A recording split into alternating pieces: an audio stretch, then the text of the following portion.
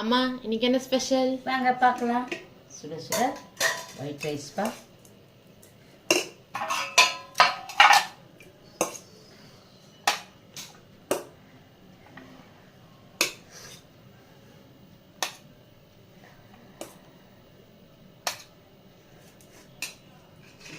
Rice வச்சுட்டேன். Mutton வாங்கி உருளைக்கிழங்கு முருங்கைக்காய் போட்டு குழம்பு வச்சுருக்கேன்.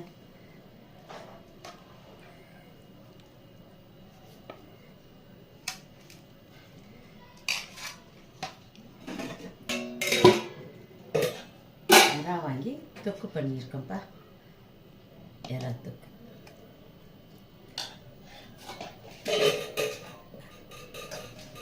அவுட்ட முட்டை வச்சுருக்கேன்.